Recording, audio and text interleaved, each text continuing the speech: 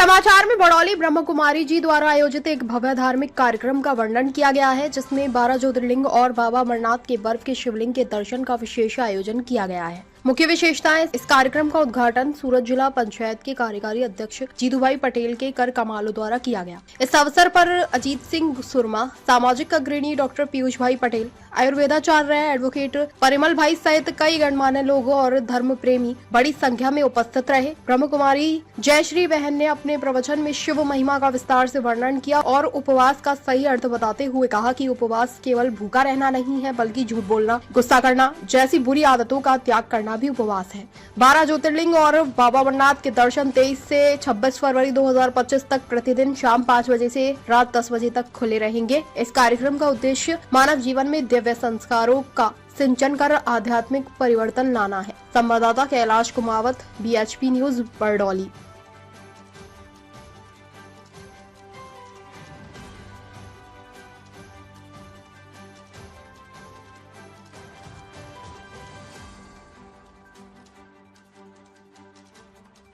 शांति।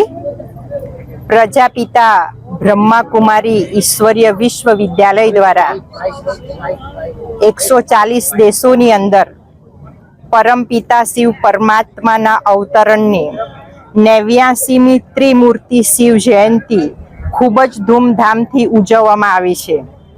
भारत देश ए आध्यात्मिक प्रधान देश छे, ज्यां नित्य नव वार तहेवारो उजवाता होय छे। અને આ તહેવારોની અંદર બે પર્વ એવા છે કે જેમની પાછળ રાત્રિ શબ્દ આવે છે। એક છે નવરાત્રિ અને બીજી છે શિવરાત્રિ। આજે દુનિયાની અંદર કોઈ પણ વ્યક્તિનો અગર જન્મ થાય છે તો એમની પાછળ જયંતી શબ્દ આવે છે। જેવી રીતે જલારામ જયંતી, હનુમાન જયંતી, મહાવીર જયંતી, ગુરુ નાનક જયંતી, परंतु शिव पाछळ रात्रि शब्द शा माटे?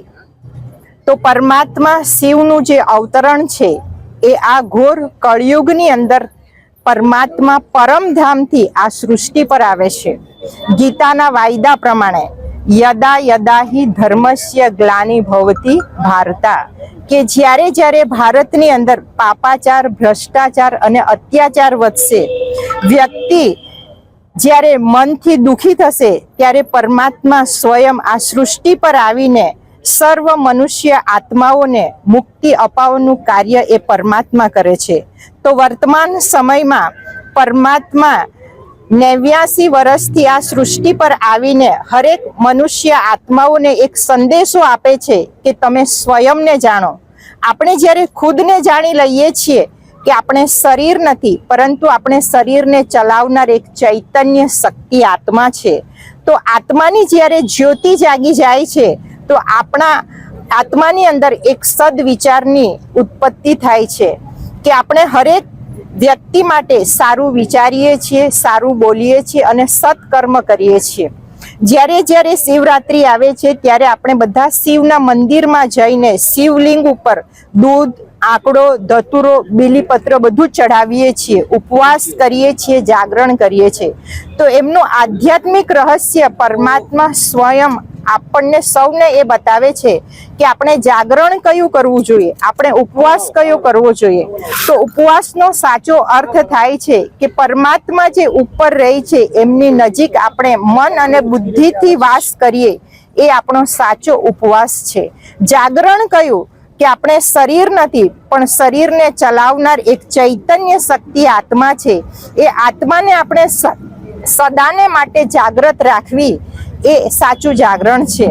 અને શિવલિંગ ઉપર 3 પાન વાળું જે બીલીપત્ર ચઢાવવામાં આવે છે એ પરમાત્મા આપણને સમજ આપે છે કે આપણે પરમાત્મા પર તન, મન, ધનથી બલિહાર જઈએ।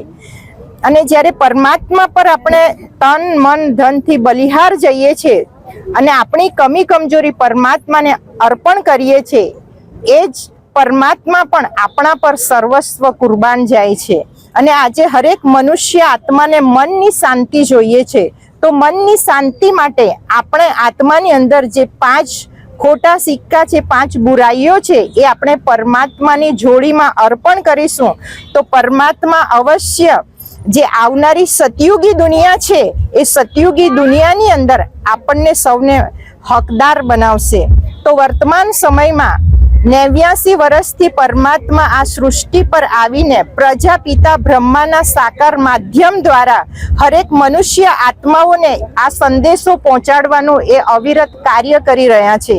તો બ્રહ્મા કુમારી ભાઈ અને બહેનોને એમણે નિમિત્ત બનાવીને વ્યક્તિના જનના મન સુધી પહોંચાડીને આ ભાઈ બહેનો હરેક મનુષ્ય આત્માઓને એક સંદેશો આપે છે કે હવે આ ઘોર કળિયુગી દુનિયા થોડા સમયમાં પરિવર્તન થવાની છે ને આવનારી સતયુગી દુનિયા છે. તો આપણે સર્વ આત્માઓએ એ પરમાત્મા અવતરણને સાચી રીતે જાણીએ અને સાચી રીતે આપણે શિવરાત્રિનું આધ્યાત્મિક સાચું રહસ્ય આપણે ઓળખીને સાચી તપસ્યા કરીને આવનારા સતયુગી દુનિયાને આપણે સૌ માલિક બની શકીએ છીએ. ઓમ શાંતિ.